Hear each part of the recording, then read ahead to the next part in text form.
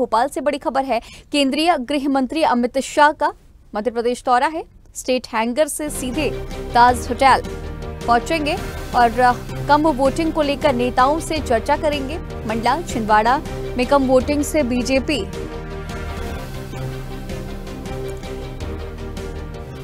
अब बीजेपी पूरी तरह से एक्टिव मोड पर नजर आ रही है और मंडला छिंदवाड़ा में कम वोटिंग से बीजेपी अब एक्शन मोड में है। और आज केंद्रीय गृह मंत्री अमित शाह का दौरा है। स्टेट हैंगर से सीधे ताज होटल पहुंचने वाले हैं और भोपाल के ताज होटल में कम वोटिंग को लेकर के बीजेपी नेताओं से चर्चा करेंगे।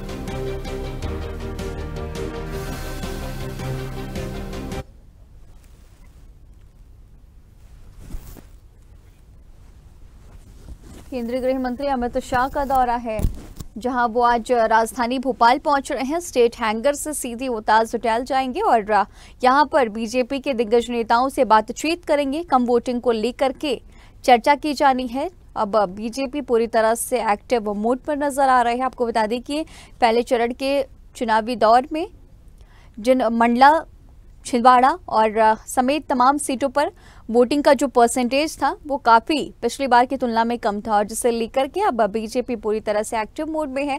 कार्यकर्ताओं में जोश भरने की पूरी कोशिशें लगातार जारी है और इन सबके बीच आज केंद्रीय गृह मंत्री अमित शाह राजधानी भोपाल आ रहे हैं, ताज होटल जाएंगे। इसी खबर पर तमाम जानकारी के साथ हमारे सहयोगी अनिरुद्ध हमारे साथ जुड़े हुए हैं।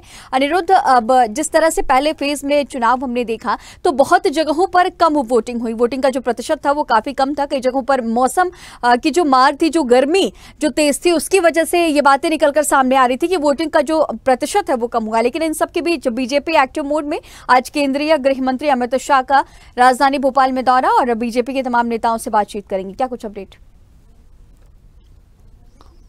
गृह मंत्री अमित शाह, जिनके नेतृत्व में 2023 का विधानसभा चुनाव मध्य प्रदेश में लड़ा गया था और भारतीय जनता पार्टी ने प्रचंड विजय हासिल की थी, वे एक बार फिर एक्टिव मोड में हैं और इस बार वे एक्टिव मोड में लोकसभा चुनाव के दूसरे, तीसरे और चौथे, क्योंकि मध्य प्रदेश में 4 चरणों में चुनाव होना है, पहला चरण हो चुका है।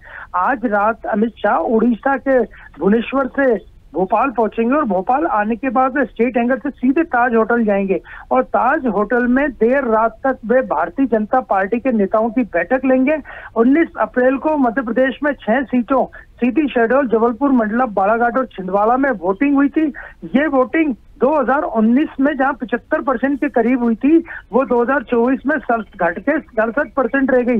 जबकि इस बार भारतीय जनता पार्टी ने प्रत्येक बूथ पे 370 वोट बढ़ाने और 10% वोट शेयर बढ़ाने का एक अभियान चलाया था। तो आज अमित शाह देर रात तक यहाँ पे बैठ के लेंगे। भारतीय जनता पार्टी मध्य प्रदेश यूनिट के सभी प्रमुख नेता उनके साथ होटल में बैठक में शामिल रहेंगे और देर रात तक ये बैठक चलती रहेगी। और कल की बात करें तो कल अमित शाह मध्य प्रदेश के गुना और राजगढ़ पहुंचेंगे।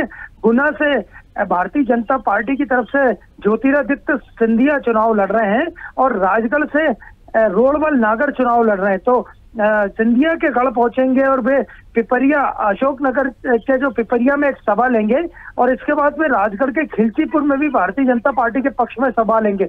लेकिन आज रात को जो अमित शाह भोपाल में होटल में बैठक लेंगे वो बड़ी महत्वपूर्ण होगी कि कल ही 26 अप्रैल को मध्य प्रदेश में भी देश भर की तरह दूसरे चरण का चुनाव होना है और इन दूसरे चरण के चुनाव में मध्य प्रदेश की 6 सीटों पे वोटिंग होनी है।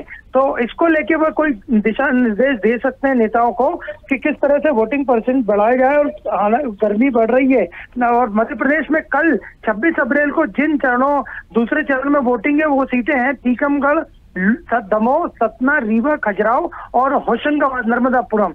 इन 6 सीटों पे वोटिंग होनी है, लोकसभा सीटों पे। और बैतूल का जो चुनाव है वो प्रत्याशी की मौत के कारण निरस्त हो गया। तो 6 सीटों पे कल वोटिंग होनी है और अमित शाह देर रात को बैठकें लेंगे कि वोटिंग परसेंटेज किस तरह और आगे के 3 चरणों में मध्य प्रदेश में भी बढ़ाया जाए।